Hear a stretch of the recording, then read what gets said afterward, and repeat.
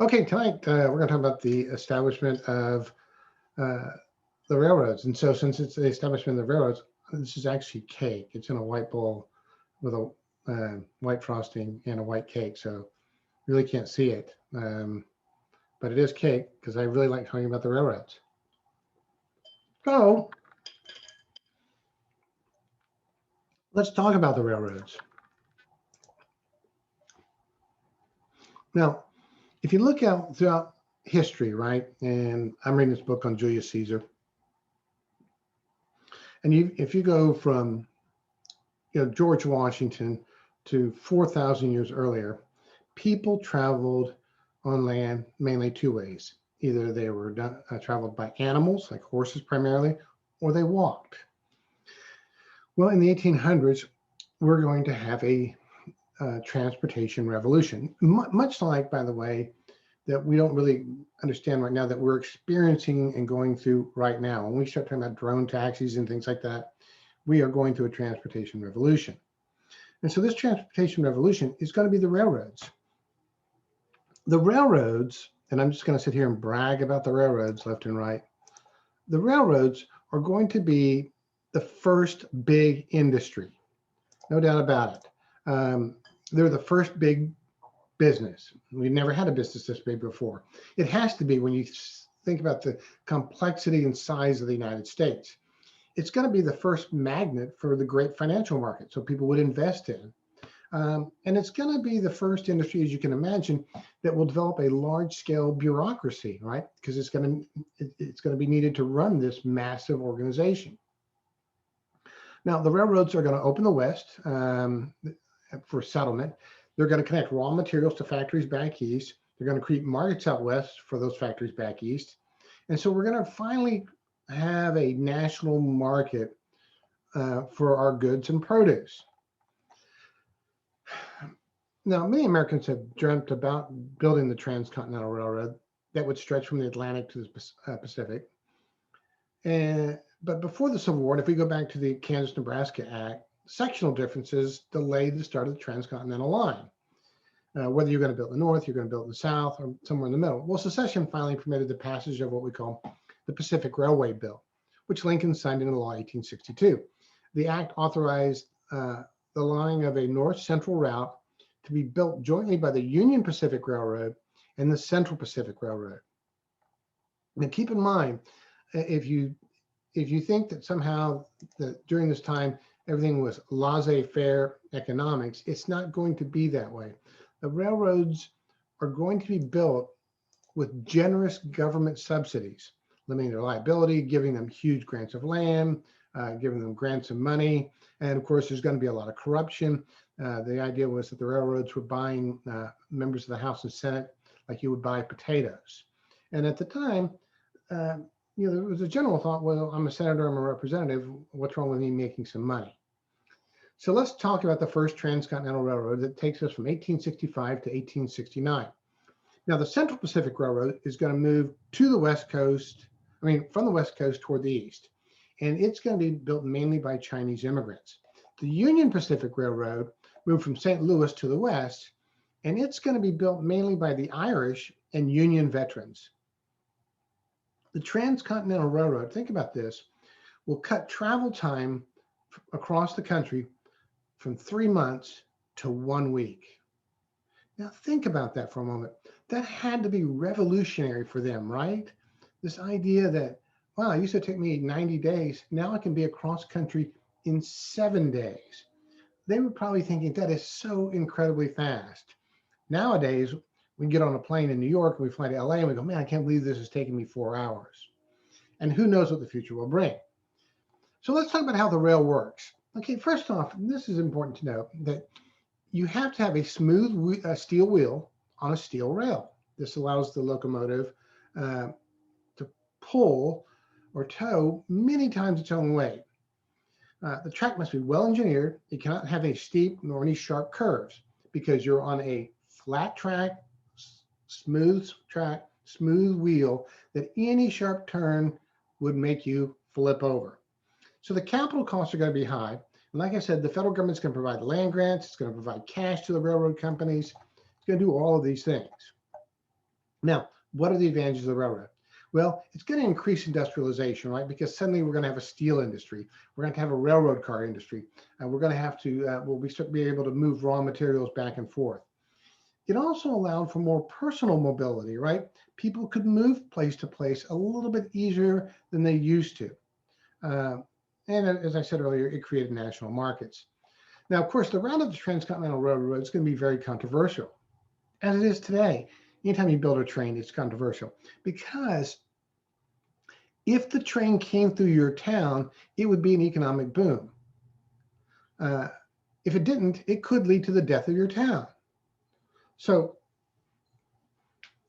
if you think about that today, and this is why still cities like to have train stops. In fact, Kennedale has land over there by Sonora Park in case they ever succeed in getting their plan of having a commuter rail that would run from Midlothian into downtown Fort Worth. Now, we've owned this small piece of land for some time because we know that when you have a train stop, suddenly you're going to see residential units pop up and you're going to see businesses. And it was the same way with the train in a town. Train stop meant your town was going to prosper. Denver, it did not stop in Denver at first. And that's why Denver grew very slowly for a long time. So let's talk about the Union Pacific first. At first, they made great strides across the plain. They're going right across the plain pretty quickly. But then they get into Nebraska and places like that. And what are they missing? They're missing wood. They need wood because you had to have railroad ties. So this led to a huge timber boom, not only in Minnesota and Wisconsin, where you obviously know there's a lot of timber,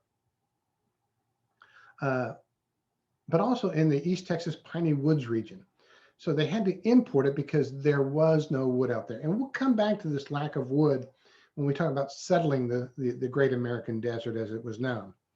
The railroad was really a moving city, right? Wherever the railhead was to start, workers would have to be fed. They needed a place to sleep. Brothels would follow them along, gambling institution.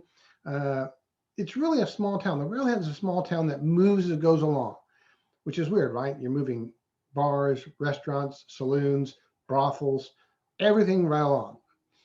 You could buy liquor, you could gamble, you could find comfort at the brothel.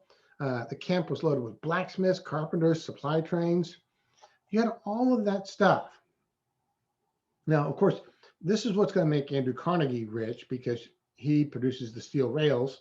And we'll talk about Carnegie next week when we talk about industrialization, because you can imagine how many miles of rail was needed. Okay, so the Union Pacific suffered some technical difficulties. One was how to get the locomotive across the Missouri River. So what they did was they waited until the river froze. And when they froze, they got somebody in there and they started the train, and the track went up to the Missouri River. And then the guy jumps out of the train and the train goes all the way across the river on the ice by itself, because you didn't want to be in the train and the ice collapsed and then you're in trouble. Now, because they're having problems building bridges, but that's how they originally did it. How do you feed your crews? Well, you could hire hunters like Buffalo Bill, or in often cases, you bring your own herd of cattle. And then there was always, of course, the threat of Indian attacks. The people that were at the greatest risk were the surveyors, because they're way out ahead of the rest of the crew, surveying the land, make sure it's flat enough. For Native Americans, they really didn't understand this train feature. Often they would try to derail the train by taking a rope and running it across the track. As you can guess, you can take a man off their horse that way. You can take a man off their horse, but you can't knock off a train that way. So that did not work. So let's shift over to the Central Pacific side. And this is going to be built by mainly Chinese work gangs. And remember, the owner of the Central Pacific was Leland Stanford, who's one of the robber barons who helped found Stanford University. And remember, the Stanford Cardinal is not a bird, it's a color. Hang on, I've got to eat more of my good cake here for train celebration day. As you can imagine, The Central Pacific's got some difficulties. One, the mountains. Railroads cannot climb steep hills. I'm sorry, the little train that couldn't. It would be impossible. You cannot get the friction. Huge redwood trees were also a problem.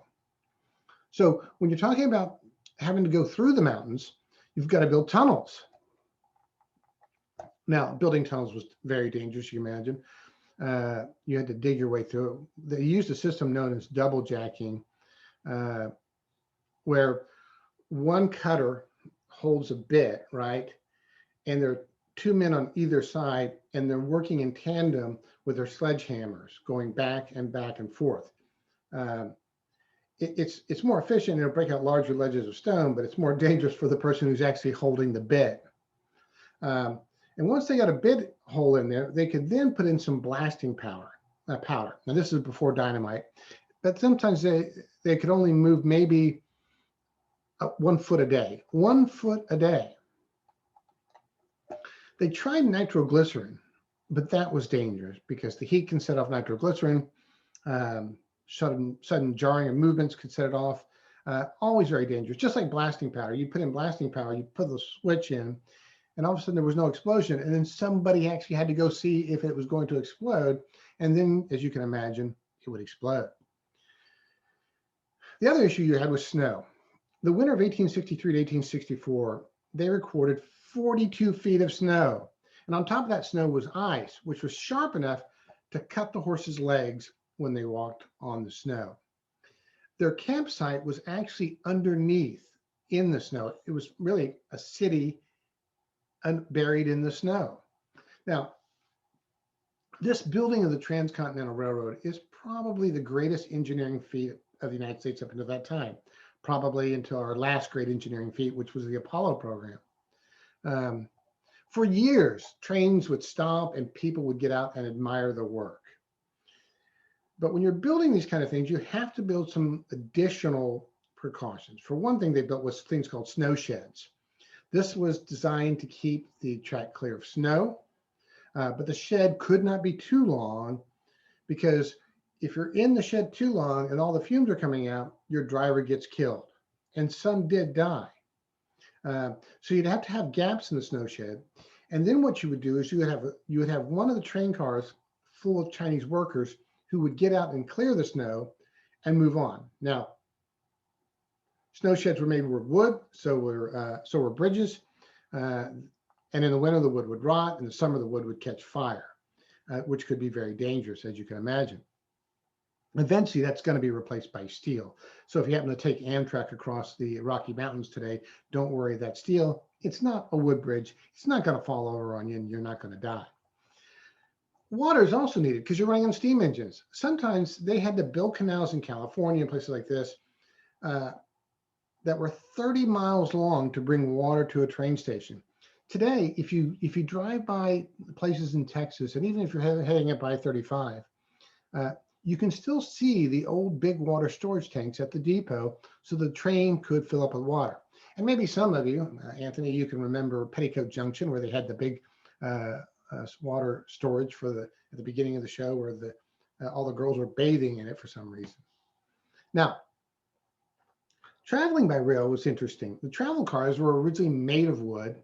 And of course, this was dangerous because they would catch fire.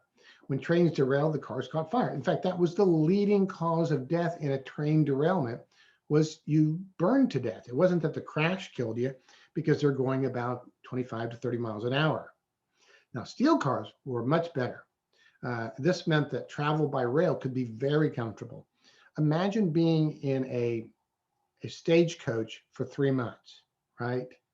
It's like driving in a Kia. It's that bumpy. Sorry, Kia. But now you can have a very comfortable car and travel in luxury for about a week. You could handle that. And they would make stops and people go off into a town and buy and shop, things of that nature. Now, of course, the wealthy people would buy Pullman travel cars. And we'll talk more about Pullman later with the great Pullman strike. Pullman travel cars were the Lear jets of the age. Right? I mean, it's like today when Mark Cuban gets in his Learjet, whoever, Jerry Jones or Brian Johnson, whoever gets in their Learjet. The rich would actually have a special car where they would have a bedroom, they'd have a kitchen for somebody to cook for them, and they would have a parlor. Sometimes they'd have a billiard table. And for some of the very wealthy, they had their own engine to take them wherever they wanted to go. Now, believe it or not, towns would stop everything. They would be working or whatever. And when they heard that the train was coming through, they would all run down to the train station so they could see the fancy cars go by. Not surprising. We still are a bit of a gawkers, right? Now, the railroad company spent a lot of money on this product, right? They spent a lot of money on these rail lines. And so they did not want them shut down for winter. They wanted to be able to recoup their investments all year long, right? It's sort of like, I guess, akin to the airlines today, right? If you got an airplane, you don't want the airplane sitting on the ground, right? You want the airplane always in the air. And so the only time that airplane's on the ground is probably 3 o'clock in the morning, but as soon as that plane lands, it's gone again. And so that was the same thing with the railroads. They want that thing operating all the time. And before the railroad, much of our behavior was governed by the seasons, right? What we would do depended on what the weather was like. When it was snowy, we all just went into our houses and shut the door, much like we did 2 weeks ago. But now everything we do, the weather doesn't really affect us that much, right? We still go to work. We go out to eat no matter what the weather is. We're not governed as much by the seasons. But snow was a big problem for rail travel. Now, early on, when you were cutting across the Great Plains and you got into where snow was blocking the track, they would just tell passengers, okay, passengers, we've got shovels out here. Everybody's got to get out here and shovel snow. Now, this is dangerous because, as you can imagine, if you have a Great Plains blizzard and it's a whiteout, people would die. Now, they said that's not going to work very well. So early snow trains had a huge blade, and the train was just backed up and kept ramming into the snow. Right, back up, ram some more, back up, ram some more. Not very efficient. A Canadian inventor, ooh, what's that about? Created a rotating blade to chew up the snow, and that's still the basic process used today. Couple that, you've got the telegraph wires along the rail to allow information on track conditions so that you don't have train wrecks. They could send an email, see, because telegraph is an electronic message, therefore an email, so I know that's true. So they wouldn't have trains crashing into each other. Train travel also encouraged tourism in the West, right? It promoted the Grand Canyon. And the railroads hired Native Americans to perform and sell jewelry. Well, interestingly enough, it's one of the reasons why the Grand Canyon became popular. And I've read a book on the history of the National Park Service and Grand Canyons. One of the things is that they wanted to make sure, especially Teddy Roosevelt, that the Grand Canyon didn't become Niagara Falls, because Niagara Falls was this wonder, and then Americans and Canadians just junked it up with a whole bunch of shanty towns all around it, and they wanted to make sure that didn't happen to the Grand Canyon. Now, another invention that was created was the air brake, and this was created by George Westinghouse. We've all heard of George Westinghouse. I've got his swimsuit calendar. This allowed trains to move at a faster speed and stop all the cars at once, which helped prevent derailment. Now, what do I mean by that? When we get talking about unions, with unions, there'll be a man that will be known as the brakeman. The brakeman had the most dangerous job because each car had a brake. And so what you tried to do was the brakeman would have to jump from car to car as it was moving and hit the brakes, so that if the front train just hit the brakes and the rest of them didn't, then it's all going to back up and smash up. And so the brakeman, which had probably one of the most dangerous jobs, jumped from car to car as it was moving to pull the brakes. The air brake system allowed you to have one person pull a brake and shut down the train. Now, trains will also do one other important feature that we need to talk about. It is going to create the need for time zones. Everybody has to be on the same time so the train could have a schedule. And it's hard to imagine back in the day that it might be 12:30 in Dallas, but it's 1 o'clock in Fort Worth. I said, no, we need a uniform time so people know when the train is arriving. And so the trains allowed for the creation of time zones. So that's basically it on the railroads. They are the most important development in the 1800s because it's going to create the second industrial revolution. It's going to open up the West. At the same time, it's going to decimate Native American population and destroy their way of life and almost completely eliminate the buffalo through wholesale slaughter. All right. So, like I said, this will be a short one on the trains.